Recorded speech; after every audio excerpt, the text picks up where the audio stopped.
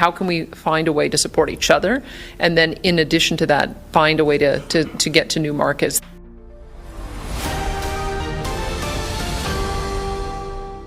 Did you know that the Ford you're driving or the dishwasher you're planning to buy next month might no longer be made in the US? It didn't take a major blow from a foreign competitor. America is weakening its own manufacturing base as more and more major companies quietly move operations north, choosing Canada as their new home. In just the past 18 months, more than $7.2 billion in investment from major players like GM, Ford, Tesla, and Alcoa has quietly flowed into Canada. It's not about cheaper labor, it's about lower total costs. In Canada, industrial electricity runs around 6 to 7 cents per kilowatt hour, about 45% cheaper than in US manufacturing states like Ohio or Michigan. Add to that, the faster approvals getting a factory built in Canada takes months, not years like it often does in the US, especially for industries like clean energy or battery production. One example, Honda is planning a 15 billion Canadian dollars, about 11 billion US dollars, electric vehicle and battery complex in Ontario, backed by major funding from both the Canadian federal and provincial governments. Earlier, Stellantis, which owns Chrysler, secured over 1 billion Canadian dollars for its battery plant in Windsor. So what does that mean for everyday Americans? It's simple. Jobs that might have landed in Michigan or Georgia are now heading to Canada. Each complex like Honda's can mean 3,000 to 4,000 jobs, gone from the US, not just factory jobs, but construction work, parts suppliers, and shipping and logistics roles. If you live in a town that's long relied on industry like Toledo, OH or Flint, MI losing a plant might mean fewer diners staying open, daycares shutting down early, or even local home prices falling because no one's moving in anymore. The US decision to raise steel tariffs to 50% has already triggered a real spike in material costs. Right after President Trump's announcement, hot rolled coil HRC, a core material for many industries, jumped about 6%, or $240 per ton. Aluminum, used in everything from food packaging to cars and electronics, shot past $1,279 per ton, up over 20% since January. For automakers, that's painful. A pickup truck like the Ford F-150 or Chevy Silverado now costs nearly $5,700 more in materials alone without any extra bells or whistles. If you were planning to buy a truck for around $45,000, that price could easily cross $50,000. And it's not because the vehicle got better, it's just the taxes. And it's not just about price tags, it's about jobs. In places like Ohio, Michigan, and Georgia, factories are getting fewer orders because they can't compete with Canada's lower costs. Some Georgia plants have gone from 3 shifts to just 1. And reports show over 3,500 workers have either been furloughed or laid off in just the last 6 months. For the rest of us, it shows up in rising prices on anything that uses metal, from soda cans to fridges to washing machines. That $799 dishwasher you were eyeing. Next month, it might cost $850 to $875, simply because of tariffs and more expensive raw materials. While the US wrestles with rising tariffs and shifting investment, Canada is stepping up fast, becoming North America's new high-tech hub. Provinces like Ontario and Quebec are now being called Battery Valley, with massive projects in EV batteries, clean energy, and electronic components taking root.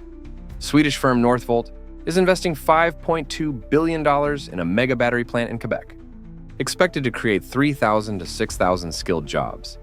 According to Economic Minister Pierre Fitzgibbon, they're tapping into Canada's low-cost hydroelectric grid and government incentives that include extended tax breaks and easier approval processes for key materials like nickel and lithium. Both crucial for battery manufacturing, Canada's strategy is about more than foreign money. They're building a fully domestic supply chain, from mining and refining to assembly and recycling.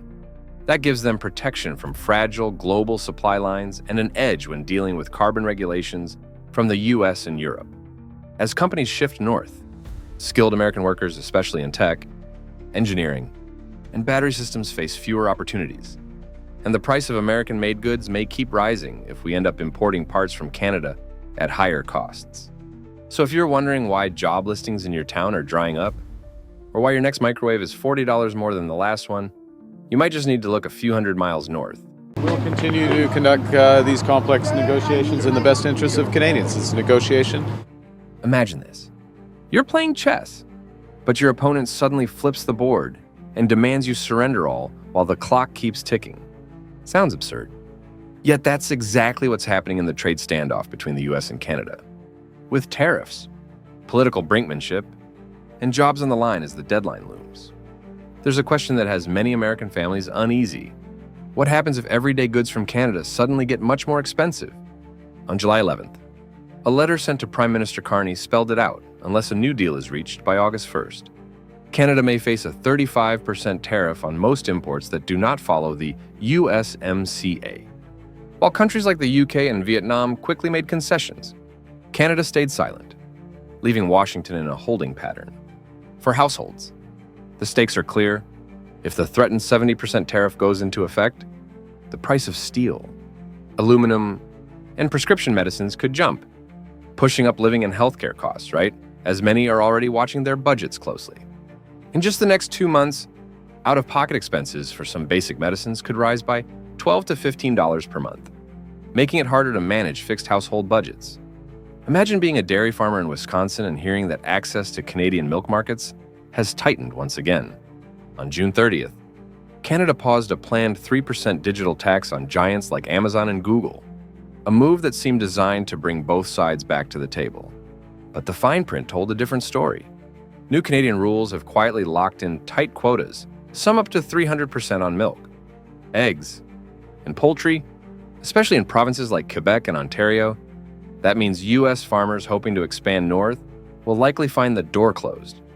Meanwhile, families across the Midwest may notice that milk prices at home remain high, as the chance for cheaper Canadian imports fades. Over the next month, a gallon of milk could stay up by $1 compared to last year, making weekly grocery bills a bit heavier. While attention stays fixed on tariffs, Canadian companies are quietly looking elsewhere, backed by a new $6.5 billion Canadian dollar support package. Industries from steel to EV batteries are boosting exports to Europe, Japan, and the UK. Canada's government is helping businesses send more products abroad and waiving taxes on key parts from Southeast Asia, making it easier to withstand American tariffs.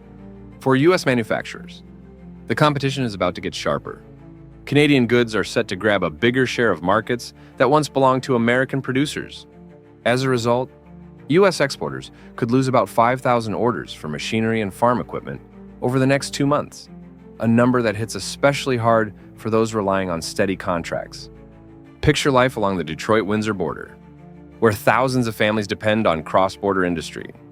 With the July 21st deadline approaching, both sides are digging in. Washington threatens to raise tariffs on Canada from 35% to 70%, while Ottawa is using delay tactics to buy time.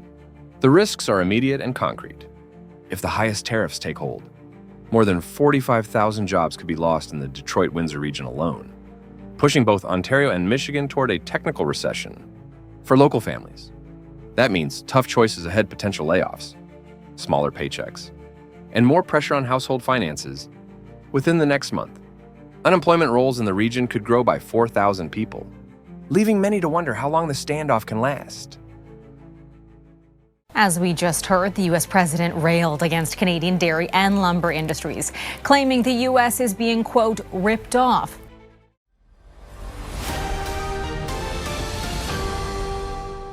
Once a symbol of American agriculture, the dairy industry now falters right at home. Rather than being shipped off to Europe, Asia, or premium supermarkets, American milk is being dumped near unused farms. Meanwhile, Canada speaks softly but acts decisively and is quietly capturing global market share. Since mid-2025, Canada slapped import duties as high as 300% on U.S. milk that exceeds a small quota under its supply management system designed to protect domestic producers.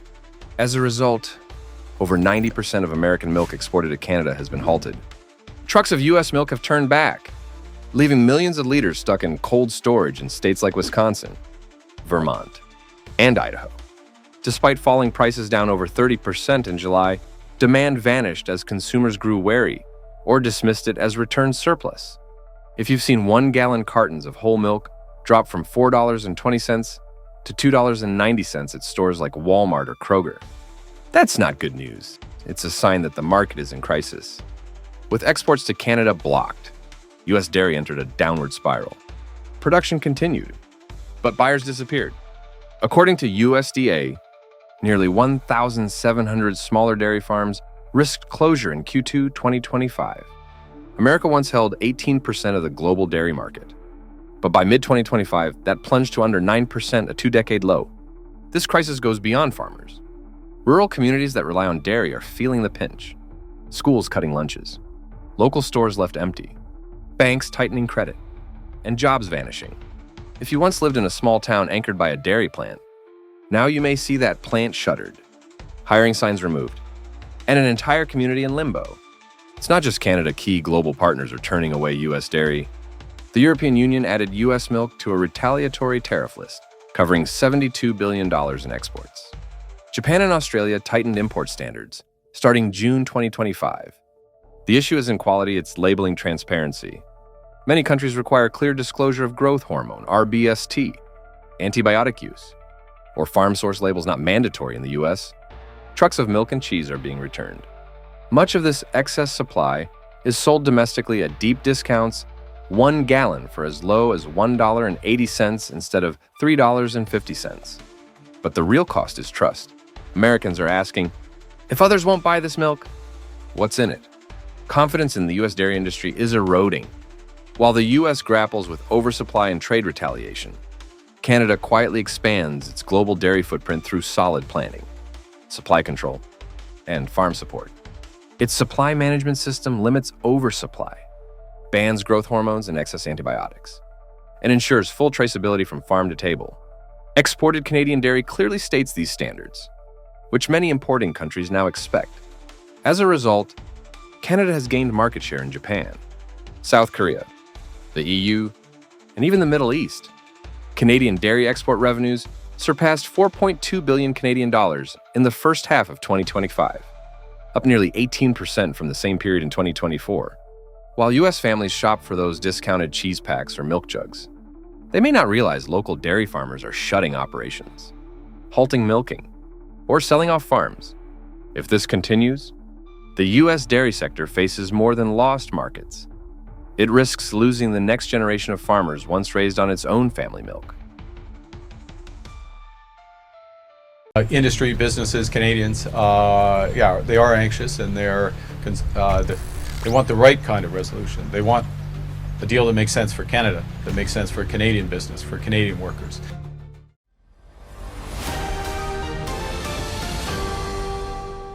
They used to deliver fresh milk every morning and form the rhythm of whole towns. But now, many small dairy farms in the U.S. are quietly shutting down. No protests, no headlines, just empty shelves where familiar milk used to be.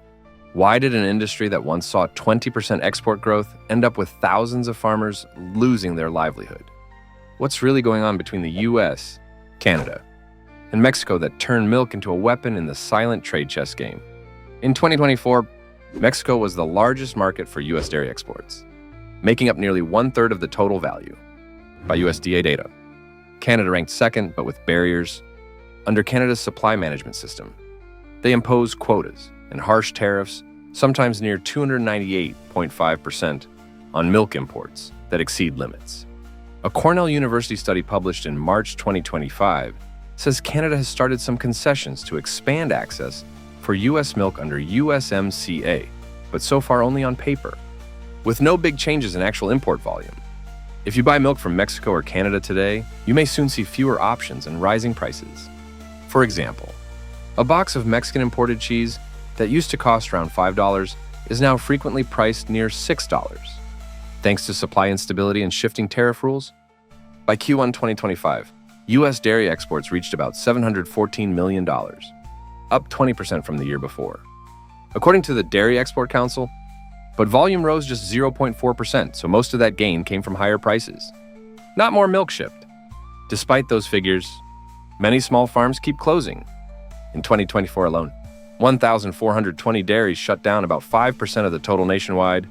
Smaller farms are squeezed out by high production costs and limited market access, while large industrial farms survive thanks to automation and scale. If you live in regions like Wisconsin, Vermont, or Idaho, you may have noticed your local grocery store no longer stocks the fresh milk you used to buy at around $4.20 per gallon.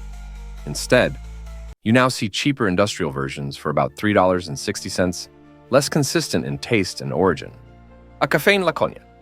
New Hampshire reported switching away from local organic milk, drawing customer complaints over flavor changes. In 2024, the U.S. produced over 226 billion pounds of milk, around 102 million tons near historical highs. Average milk yield per cow is nearly 6 times what it was in the year 1924, showing how much mechanization has increased. The United States usually exports processed dairy products. Cheese worth $2.4 billion, non-fat dry milk valued at $2 billion, and lactose and whey totaling $1.9 billion rather than fresh or fluid milk. Canada operates a very different model. Through supply management, they set output ceilings, guarantee minimum prices for farmers, and slap heavy tariffs up to near 300% on any imports that exceed quotas. Farms are strictly regulated from feed and housing to final milk quality. This system has earned Canada strong trust among global buyers, including Mexico and European markets, despite a much smaller total volume than the US. For American consumers, that means it's easier to find inexpensive cheese and powdered milk, but much harder to get high-quality, imported fresh milk. Meanwhile, in Mexico, Canadian milk, though slightly more expensive, is often preferred for its consistency and traceable standards. This shift is making it harder for U.S. dairy farmers to compete and turning tariff policy into a double-edged sword.